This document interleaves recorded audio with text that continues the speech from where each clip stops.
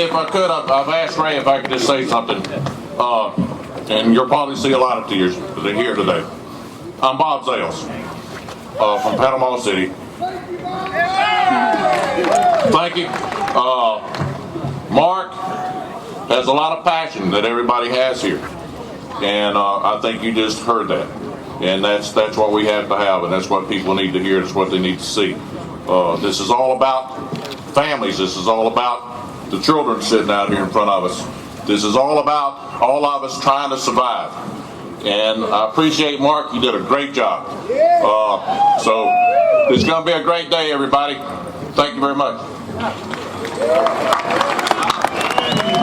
That was absolutely fantastic, Mark. They're really great. We appreciate it.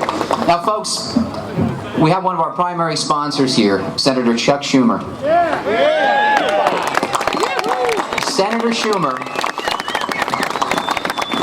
Senator Schumer has shown leadership. He has shown the willingness to listen for us to get out our message, explain the hardship that's been caused. He, as much as anybody, is a passionate protector of the environment, but he's also a person who's passionate about protecting his constituents.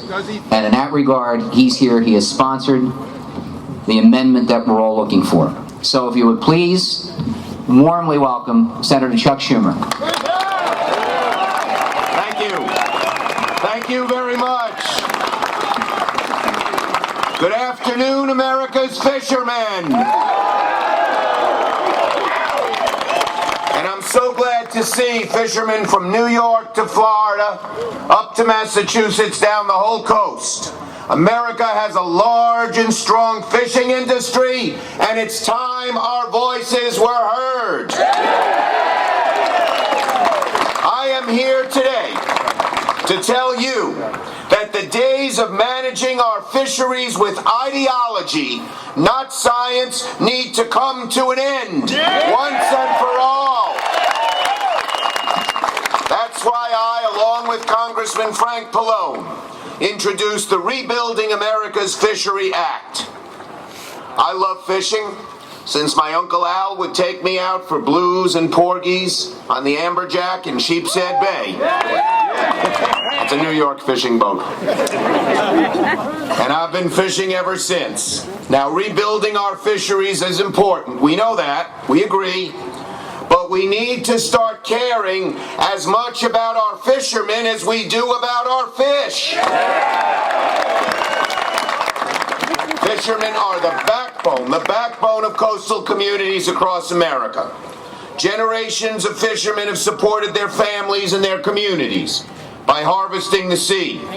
And unfortunately, overfishing, pollution, and natural forces have damaged many fisheries, and we must work together to rebuild our fisheries for our generation and the future generations. So rebuilding fishing stocks is an important goal, but not one that should be reached at the expense of our fishing communities. Amazingly enough, the Magnuson Act considers many factors in rebuilding a stock, but it doesn't have a thing to do or say about the impact on coastal communities. Shame on the Magnuson Act for leaving that out. And that's got to change. We need flexibility to allow our fisheries to rebuild and our fishing communities to thrive. In New York, our fishing industry is a multi-billion-dollar economic engine.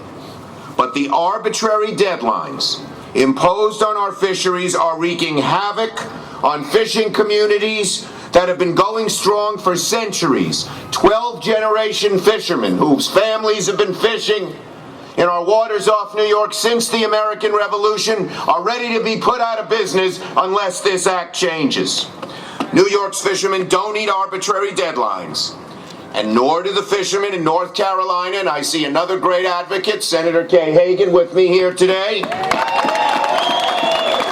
They don't need to do that in Florida, and Senator Lemieux is here with us today. Or New Jersey, and I don't know if Congressman Pallone is here yet, but he feels the same way. We need sound scientific findings that put the needs of fishermen and fish on the same playing field. I travel across Long Island. I travel across New York. I hear from fishermen of all stripes. Charter boat captains, longliners, tackle shop owners. They tell me, let's hear it for that tackle shop owner. They tell me that the fish stocks are getting healthier, but excessive fishing regulations are going to put them out of business. That's not fair, that's not right, and that has to change. So, here's what we're going to do. Here's what we're all together, bipartisan, Democrat and Republican, going to do about this.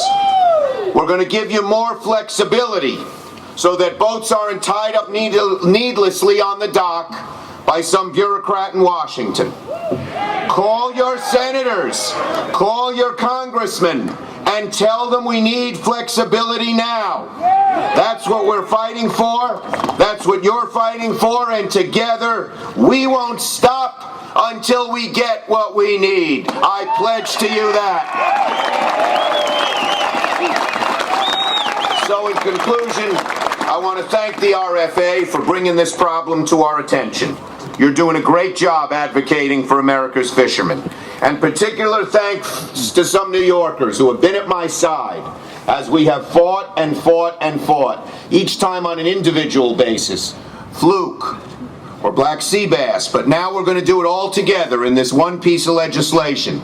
And I want to thank Ray Bogan and Phil Curcio and Bonnie Brady and John Mantione and Chris Squarey and the RFA chapter in New York, Jim Hutchinson and the New York Sports Fishing Federation.